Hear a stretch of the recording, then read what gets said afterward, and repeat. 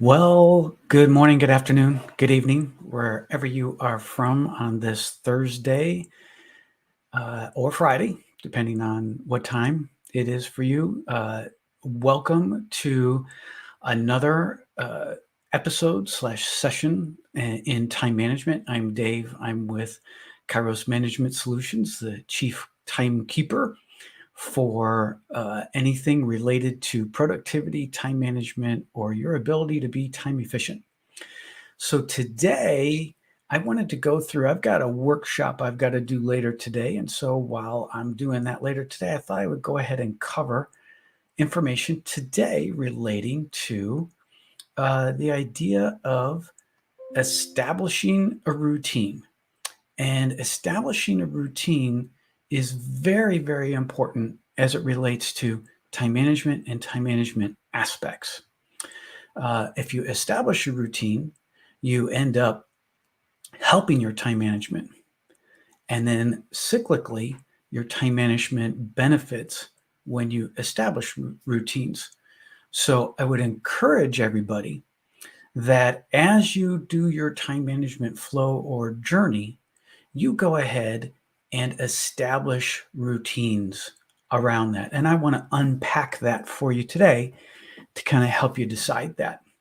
Before we do, for those of you who were with me last week, this might be just a little bit of an overview, but I think it's important I set the groundwork first. But before I do that, actually, I wanted to say in the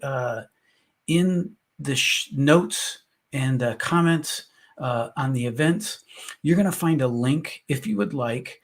One of the tools that we provide at Kairos Management Solutions is the idea of being able to take an assessment.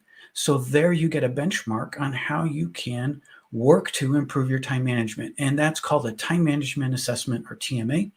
There's a link in the invite that will allow you to get your free assessment. So take a look at that. If that interests you, you can click on the link there and I will send you a free assessment within 48 hours that gives you a summary of where you can work on particular areas in your time management. But first, like I had mentioned, let's go ahead and talk about the definition of time management. And again, if you were with me last week, it's a little bit of a refresher on that. But as Stephen Covey would say, you need to hear things 9 times before it really sits with you. So if you get to the 10th time, this then may be a little bit of repetition for you. But the definition of time management as it relates to what I do at Kairos Management Solutions is it's very simple. It's the right planning along with the right process to control productivity. And so out of anything that you do as it relates to time management, understand those 3 words. Planning, you can't do well if you don't plan up front well. And then process is executing the planning that you do. So you can do all the best planning, but if you don't execute it right, the plan doesn't mean anything. And the third aspect, which is control, is your control. What are you doing to control the planning and the process so that you maximize the benefit of time management? And those 3 work together. They're interchangeable. Emphasis can be placed in different areas at different times. But just remember, when it comes to your time management, you need to plan well, you need to process or execute well, and you need to maintain control. Now, within that, we also have 5 areas of people's time management, categories of which you need to invest in these particular 5 areas to have a very well-rounded time management program. And the first of that is planning. And that really emphasizes on the planning, process, and control. This is more a verb. The previous planning I talked about, it was more of a noun. This is the action element of what you do, and that's under planning and process on the definition of time management. Task management is definitely a process-driven or execution-driven plan, and it requires a lot of your control to make that happen. Focus is really all about control. It's your ability to either not be distracted. It is your ability to delay procrastination and work to be productive as possible. It's knowing how to say no. So focus is a control aspect. Organization, that involves planning and process predominantly. And then finally, personal care. Personal care is not necessarily, quote, a time management function, but it helps improve your time management. By you taking care of yourself, gives you more energy and helps you in the other 4 areas. So then the 5 areas that we talk about lay into various sections in those 5 areas. So planning, there's really in essence 5 categories there that you focus on. And then task management, you can see there's 3. Focus is the biggest element in that there's 6 areas of focus with which you need to invest time in to improve your time management. And then finally, organization, and then finally, personal care, which involves those 3 elements of sleep, breaks, and exercise. So those make up the whole broad structure and the approach that we take at Kairos Management Solutions to help our clients overall with their productivity and time management. Now, when you add in the elements of routine, this is, and the theme of what we're going to talk about today, routines involve a lot of elements of the 5 areas of effective time management. And we're going to go through all of those areas circled and highlighted in red. From that standpoint, that these are the foundational steps of a good routine and something you need to work on as you want to establish good routines to then help you in your time management. And those routines, again, that we're going to go through here briefly are the personal care aspect of sleep, breaks, and exercise. Then we're going to talk about personal goals, which are really, really important. And personal is a blend of personal and professional. And I'll talk about that in a second. Calendars are the foundation for time management. The use of a calendar, the effective ability to have it as a way for you to control time, calendars foundational. And then planning ahead is extremely important, that you stay ahead of what you're doing so that you can plan better overall. Then we get into task lists and task prioritizing, the control part of your definition of time management, and then the idea of good habits of being on time and prepared for meetings and completing assignments on time. So we're going to walk through all of these as individual routines, but also a holistic approach to establishing routines. There are individual segments and elements of all, but when you roll all of these in together, makes a very easy approach to establishing good routines. And you might be looking at these going, there's a lot of stuff here. But in anything related to time management, it's about increments. So it's not something you're going to get done today or tomorrow. So you may want to, of these, I'm going to focus on sleep. So we're going to walk through each one of these individually. They're individual routines that help establish and take and make a holistic approach to things. So just wanted to thank those of you who are joining me here this morning. Really, really appreciate it. Again, thank you. I hope this is going to be useful and beneficial here for you as we review the various elements of what it takes to establish good routines for time management. So I'm going to start now with the first element, and that is sleep. 8 hours of sleep. And I know many of you are probably going, I don't know what kind of life Dave leads, but there's no way. I got way too much going on to get 8 hours worth of sleep. Well, I'm going to tell you that there are two well-known billionaires, two extremely successful people, Jeff Bezos and Elon Musk.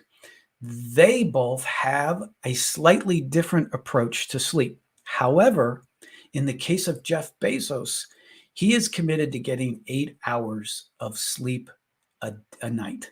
It is part of his regimen, his productivity, and the way he looks at the use of his time. So Jeff Bezos, the owner of Amazon, gets 8 hours of sleep at night. Now, you might be saying, that's great. Jeff Bezos has all kinds of people to help support him. He's got the ability to delegate and all that stuff. Yes, but let's look at Elon Musk, who has a totally different approach to time management.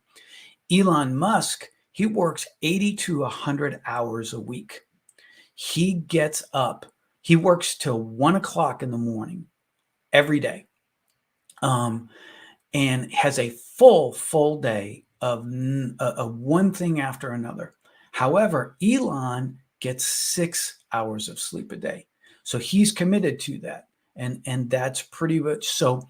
All of the research that I have done, when you look at medical journals, papers, you probably if you ask your physician, your doctor is going to tell you that, hey, 8 hours of sleep is optimal. If you're not going to be able to get 8 hours of sleep, then try the Elon way and at least get 6. So between 6 and 8 hours of sleep, that's the first routine that I would ask you to do. If you get on that routine, you're going to find so many more other elements of your life from a time management, productivity, energy perspective are going to change by simply getting on an 8-hour routine, and if not 8, a 6-hour routine. And full disclosure, my goal is always 8. I don't always get there, but I do at least get 6. The second routine I would ask you to do is during the day, take one break.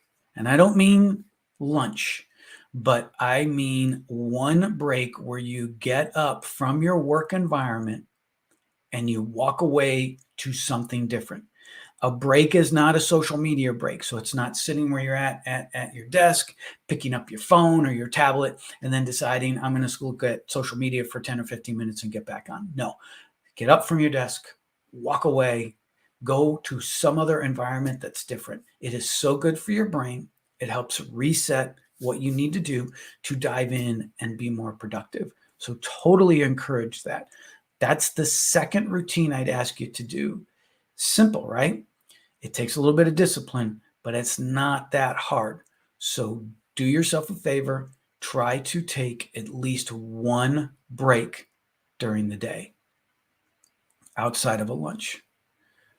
The third routine I'd ask you to do, and this relates to the 3 areas of personal care, and that is regular exercise.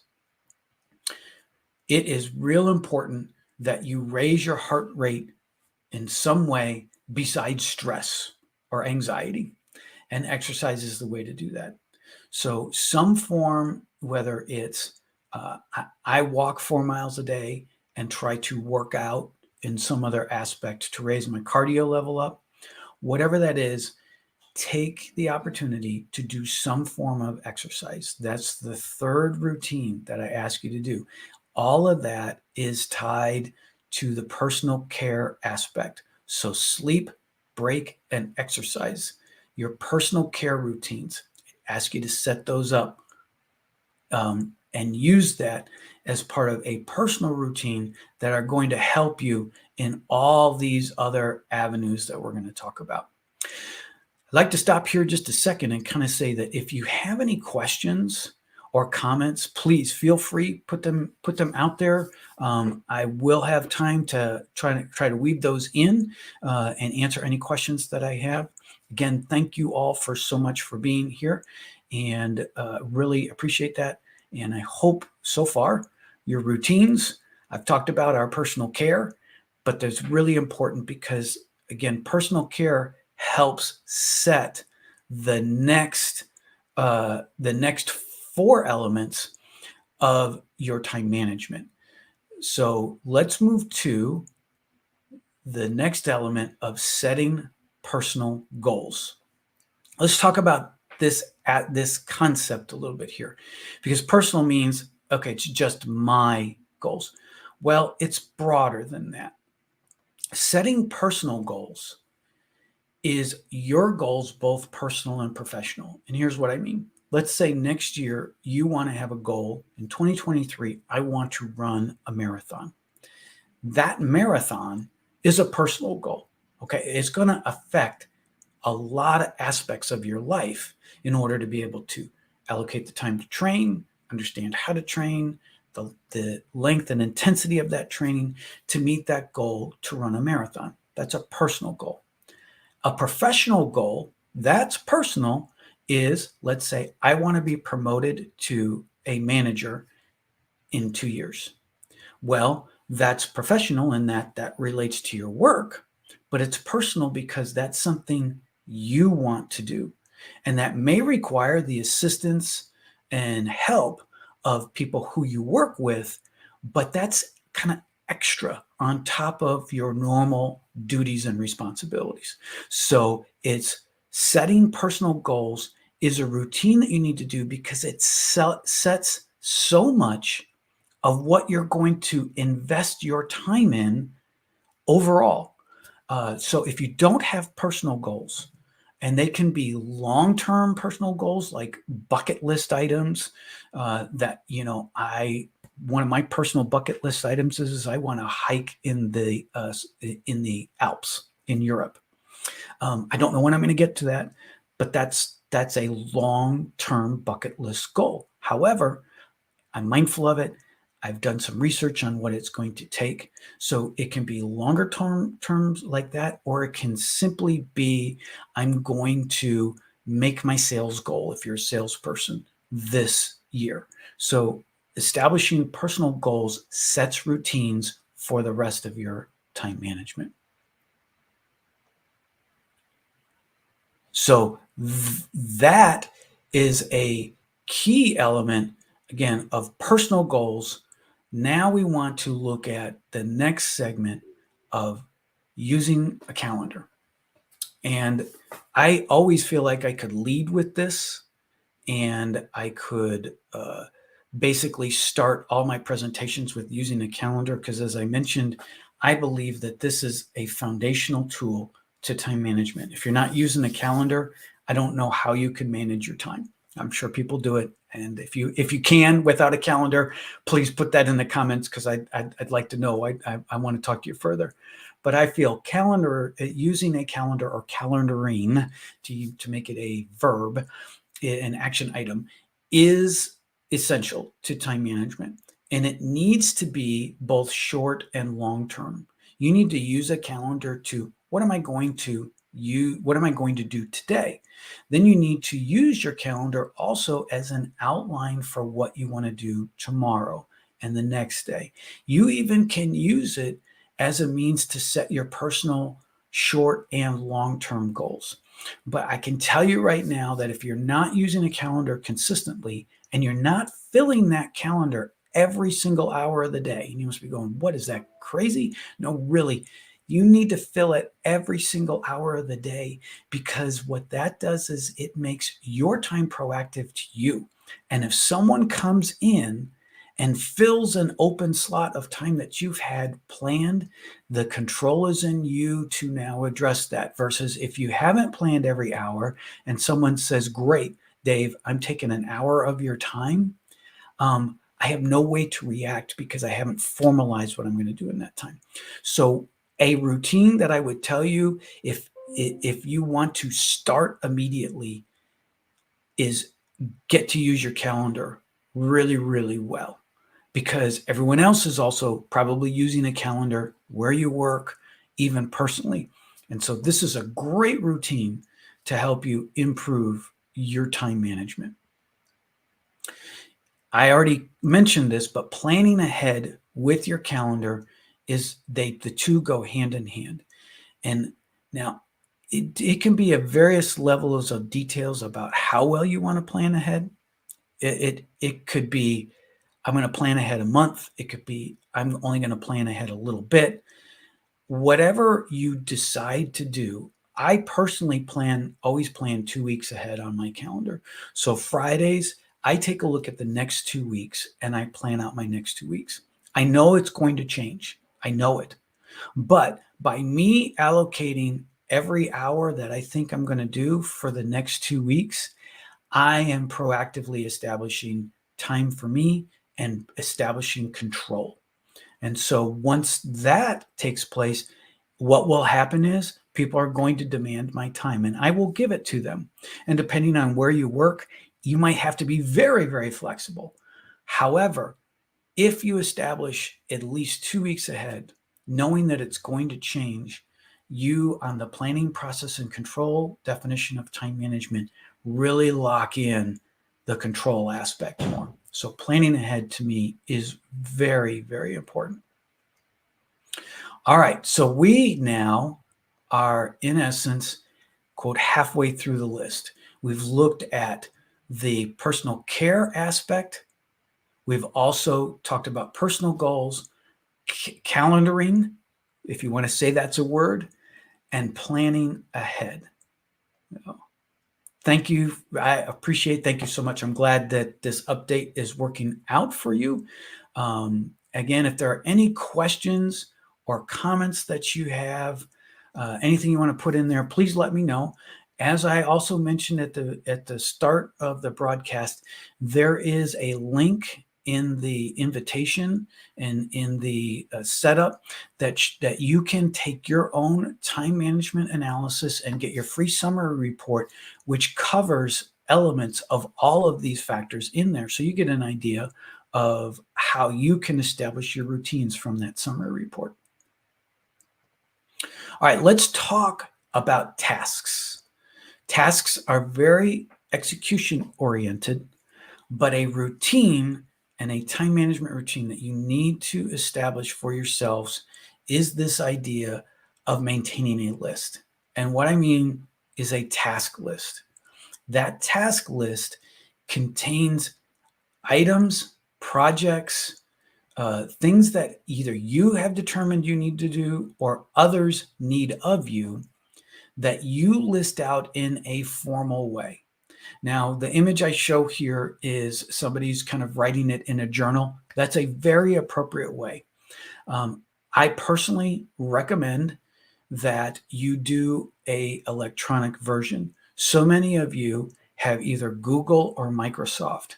Each one of those in their calendar element has a task set up as well. So you can lay your tasks out alongside your calendar so that you are able to effectively plan the time that you need to work on those tasks.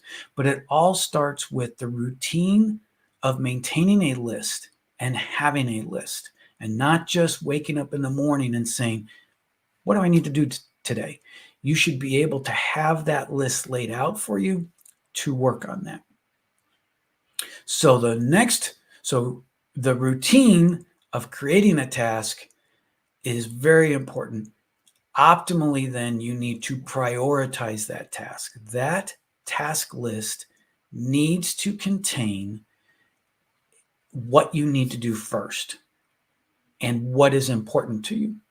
So let's say today you've got 10 tasks laid out and you say, okay, I need to work on these. So many times what people do, their routine, not the right routine, is that they'll start at the top of the list and work their way down. Well, what happens there is that you may get done, let's say you get done with 8 of those 10 tasks at the end of the day, and you feel really good because I got 8 of 10 done. But the 2 were what you needed most important to get done, and you failed to do that. So what happens is you have to take those 2 important tasks and now try to figure out in the future what you need to do. Prioritizing your tasks says, I'm going to put the first and most important one first. And you also on prioritizing say, these are the absolutes that have to be done. So let's go back to our 10 task example. You've got 10 tasks lined up for the day. The top 2, I have to get done. I have to figure a way. And so as you align it next to your calendar, you plug in the times I'm going to work on those 2 tasks. You formalize it on your calendar. At the end of the day, let's say it's after lunch and you invested the time and you got those 2 tasks done. You should be thrilled and happy with yourself that the most important things got done. Now, if you get 3 or 4 or 5 of the others done, even gravy. It's icing on the cake, as we say. However, you got the 2 most important ones done, which were very, very critical to your time management. So the routine of prioritization is every day I establish what's important to me that I need to get done, and I will forgive myself if the less important ones don't get completed that day. Prioritization is a key routine across all elements of time management. So solid routine to do there. George, thank you. I appreciate the comments. Thank you very much. I'm glad it's insightful for you. All right. Now we move on to the next area of really these relate to meetings, being on time, prepared for meetings. And then the last element we'll talk about is completing assignments. So meeting prep. Now, what do I mean by meetings? So regardless of what job you have, I am sure at some point you have to participate in some type of meetings. Maybe you're in manufacturing, it's less than that. But if you're in an office setting or a remote setting, chances are meetings are fundamental to what you have to do during the day. A routine that's commonly missed is people react to meetings. Basically, it appears on their calendar, they show up, and particularly if they're not leading it, they wait to see what's coming to them. I think a more effective time management routine is for you to be able to prepare yourself for that meeting, whether you're leading it or not. Obviously, if you're leading it, you got to know what you're going to talk about. But if you're not leading it, ask for an agenda if you don't see an agenda. Ask before the meeting, what are the goals of this meeting? Sometimes when you have those questions beforehand, the good news is you don't have to have a meeting at all, because you find that the purpose of this meeting was very informative, or there wasn't a need to have it. So you owe it to yourself as a routine on meeting prep, if you're not leading that meeting, to ask the questions of the purpose up front. Tell me what I need to do to come to the meeting to contribute. So be proactive on your front if you don't have that information. When you're there at the meeting, or if you're leading the meeting, it's critical. You've got to be able, you're asking people to give up their time. It's critical that you are prepared when you present your information, that you look to be the subject matter expert, that you know what you want to accomplish in that meeting, that you are engaging the rest of the participants and drawing out from them the information that you need. So preparations for meetings is an important time management routine that, whether you're going there as a participant or whether you're leading, it is a routine that you need to get in a cadence with, because, like I said, in some cases you may not have to have the meeting. It's also very important on both ends, as participant and leader, show up on time. Let the meeting start on time and end them on time. Make sure that within the time allocated, you get done what needs to get done and honors people's time by letting it end when it should.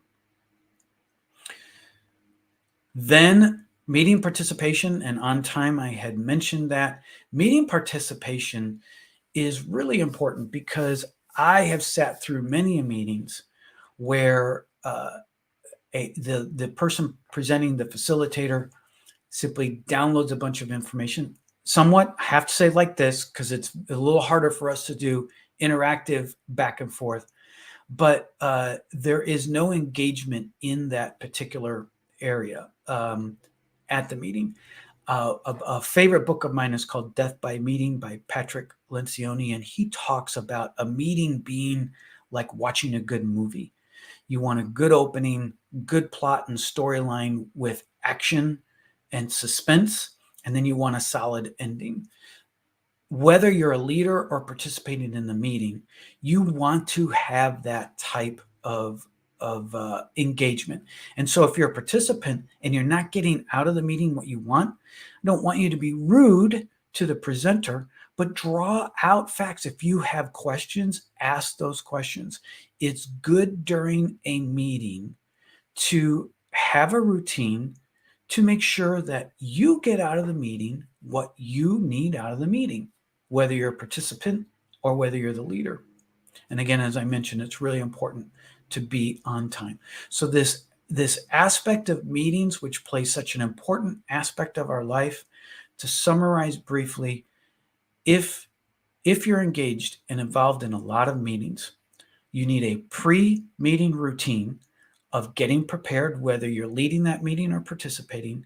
You need a during meeting routine of drawing out either from participants what you need from them, or as a participant, getting from the leader what they need from you. And then there's even a post-meeting routine that says there's a solid follow-up so that people understand and know what their expectations are if they have anything to do to take out of that meeting. So meeting routines are really, really important to time management. Then finally, the last aspect I want to talk about is completing assignments. And you might be saying, okay, great. Completing assignments, that's pretty obvious. But what I mean by this is if you agree to do something or you embark on something, whether it is to another person or to yourself, you're committed to getting that assignment done. And there's a routine established. The idea is, I know as a leader, and I know as one who has been led, I have had as a leader had to go to people to constantly remind them about an assignment, a task, a project that they're working on. Hey, it's past the due date. What's going on here? And I have been coached myself from leaders coming to me saying, hey, what's the deal here? If you commit to an assignment, you need to say, I'm going to complete that assignment. You need to establish a timeline around that, and you need to work towards that timeline.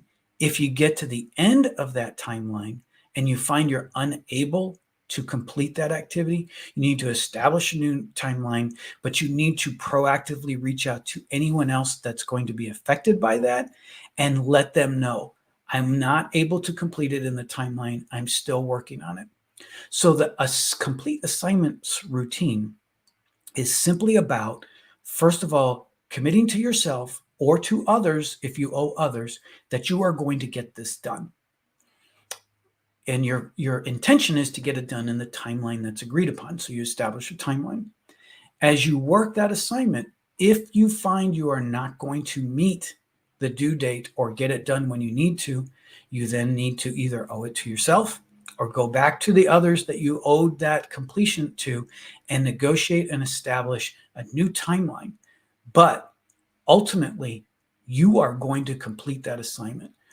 It is really interesting to me that in the course of my career, how many tasks and projects just faded away.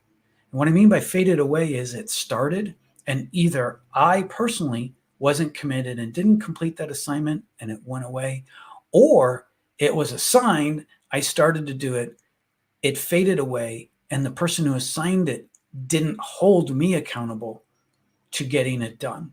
Now, ultimately, that's my responsibility. But if I'm asking someone else to do something, that's also on me as the person asking the other one to ensure that that also gets done. So completing assignments are really, really another element to routines that will help your time management. So let's go back and review what we talked about today. We've talked about the importance of routines, the first three are personal care. And I think start there as a routine establishment because it helps you in the energy, focus, and other elements of time management. So 6 to 8 hours of sleep, take one break a day, exercise, hopefully 30 minutes a day. That would be a good goal to start out with. Setting personal goals, of which the first three could be those personal goals you can start out with. But setting personal goals, that lays out a time management strategy for you in so many other elements of your life. And remember, personal goals are personal and professional that tie to you personally. As I mentioned, calendars are a foundational time management tool. I think everyone should be using them. So please go ahead and if you're not using a calendar or not using it that well, dive into that. It's really important. Then planning ahead, tied back into calendars. Again, I like the 2-week method of planning ahead. Task management, which consists of tasks lists and task prioritization, solid routines to bring into your time management strategy. And then the meeting elements of being on time and prepared. Those are routines that not only benefit you, but it shows you're a respecter of other people's times. And then being committed to completing those assignments. So critical that particularly if it's for others, if you're going to do an assignment for others, honoring their time, showing your willingness to invest the time are really key elements to having and establishing a good routine. So with all of these, again, my recommendation is routines can be done one by one. So I would not recommend I'm going to establish routines on all of these. Look at the list yourself. Look at other elements of your life outside of this list that you say, I lack structure. I lack a form around, and say, what do I need to do to establish a routine around that? And start with that one item. Whether it's I'm going to set myself a calendar reminder to do that all the time. I'm going to have someone help hold me accountable to that. My wife, my spouse, friend, significant other, to say, hey, listen, when it comes to exercise, please help hold me accountable.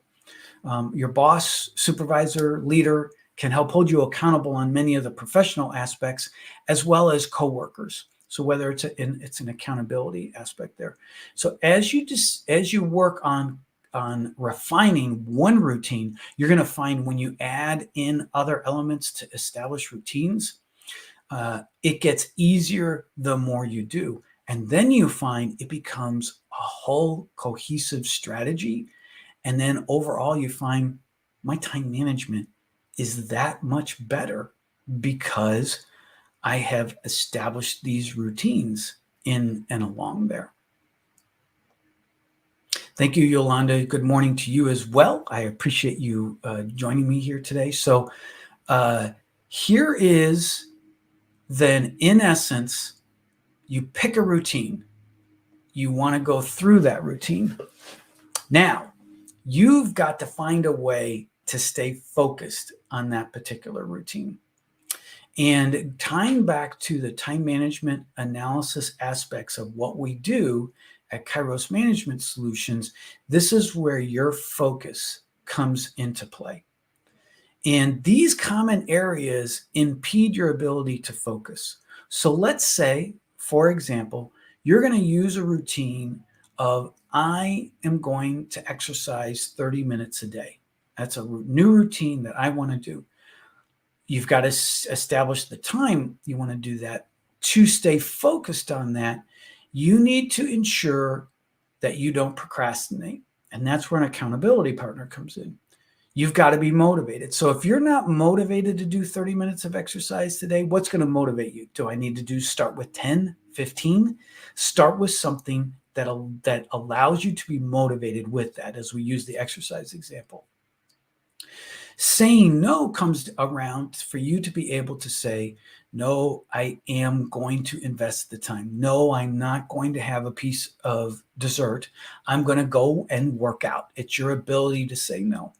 Then also distractions, internal things where you say, you know what, I need to answer this email, or I've got to I'm going to watch this I'm going to binge watch Netflix. You've got to overcome the distractions, and then also you've got to worry about the external things of interruptions. How am I going to stop the interruptions from keeping me from my routine of exercising? And then finally, the last thing is talk is cheap, just act. So if you're going to say, I'm going to exercise tomorrow, I'm going to exercise tomorrow. You know what? I'm tired today. I'm going to do tomorrow. Stop talking and do it. So once you've established whatever routine that you have, you've got to then focus in that routine to make it part of your time management strategy or life. So today's topic of routines. Are there any questions? And Yolanda, again, thank you so much. I appreciate that these have been good tips, and I appreciate everyone's participation. Any questions? If there's any that pop in there on routines or anything other related generally to time management or productivity, I am happy to answer.